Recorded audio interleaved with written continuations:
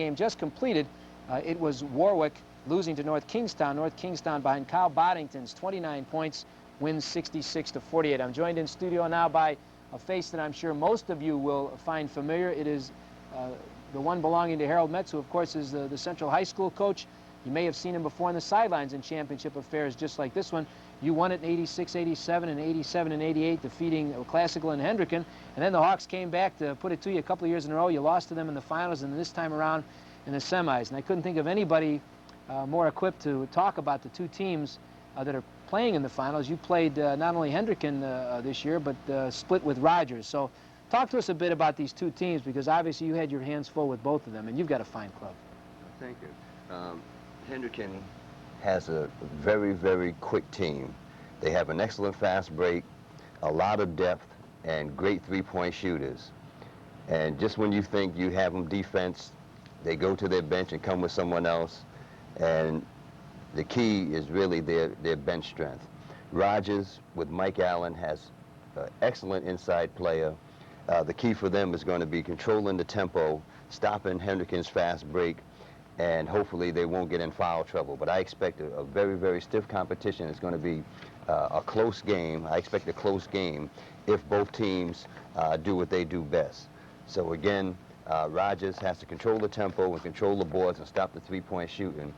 And easier said than done. That's right. And Hendricken, if they continue what they've been doing all year, that's running the ball up the floor, getting the ball in the hands of their three-point shooters. Kevin Creedon feeds John Gazzaro and Wes Porter, and the people come off the bench. They just throw so many things at you. They're an amazing club. They average, I think their leading scorer, I heard in the press conference the other day, averages about 12 a game, and yet the other day in the semifinals, a kid by the name of Tim Warwick, I thought just absolutely was outstanding. Had 25 in their semifinal win over you guys.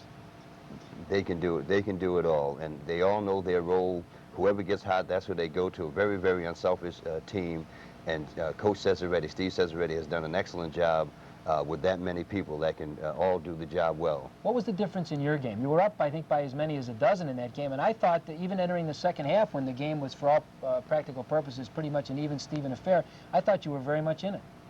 We just ran out of gas. We knew what to do, but we knew where to go, but the gas station was closed. We're going to take a look at Rogers right now and some of their highlights in their semifinal win. And while we do that, talk a bit more about their club. They have a brilliant individual performer that we've heard quite a bit about, Mike Allen, but their club is a lot deeper than that. It is. They have Tom Oliveira. Rogers is a very, very strong team physically. And Oliveira, he's a finesse player. We just saw that right there, number 23. Yes, he's a finesse player. They also have a good guy. They have a couple of good guys, and Frank Newsom. Here's Allen inside here. Good moves inside, very strong player. Rogers hasn't been to the championship game, I guess, or they haven't won one since 1963. And of course, as I said earlier, and I can't remember to whom I was speaking, but nevertheless, when I was speaking earlier, I mentioned that I thought that they were really known mostly for football with John Tope and the success he's had. But they do have an outstanding basketball program and a lot of fine athletes, don't they? Yes, they do. And they have a great young coach, Jimmy Saris. He's young, hard-working, and he's hungry. Great young coach. Great combination. It is. You have the crafty veteran against the young and hungry guy. Do you have a favorite in this one? I mean, do you have any idea at all which way it may go? I know you've already given us the keys on what you think both these clubs ought to do if they're going to get the job done, but do you have any inkling at all about which way it's going to go? Hard to split hairs because these two clubs have played twice, and we should mention that. Two one-point decisions, one in a buzzer beater, and the other one obviously just as close. Well, I think it's a toss-up. In the coaching fraternity, of course, we're all very close. So if I was to lean anyway, it would be to someone that didn't have it. You know, so Jimmy Saris is looking for his first. Steve Cesaretti's been there again. He's been there before. But the key, I think, tonight is going to be what both teams' bench can do.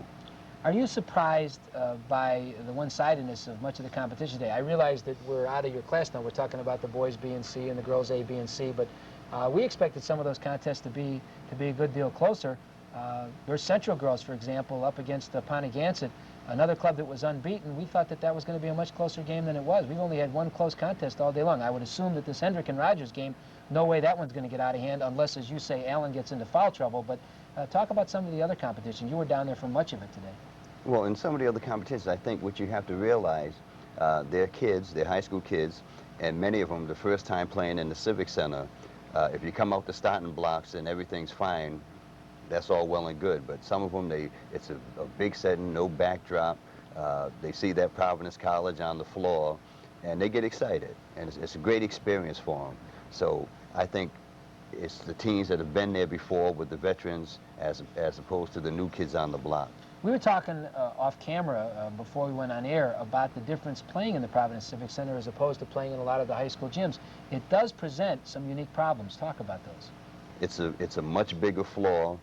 The area, there could be a lot of fans there, but it's kind of spread out. You're saying bigger in terms of area? I mean, a college floor is, what, 94 feet long? The high school floors do they vary a lot? Yeah, the floors vary. You have a small gym like LaSalle, where in the corners the three-point line won't fit. And I didn't know that. Oh, yeah. And then in some of the gyms... So where do you shoot the three-pointer, from the parking lot? Or? From the top of the key. So just the size itself, not having a wall behind the basket, that's an adjustment that these kids have to make.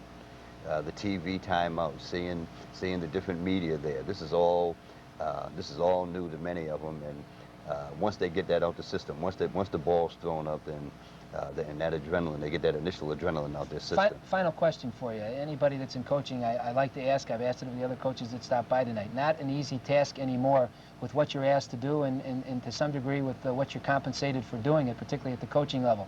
Why are you still in it? I'm doing what others did for me. If it wasn't for sports, I probably wouldn't be where I'm at today.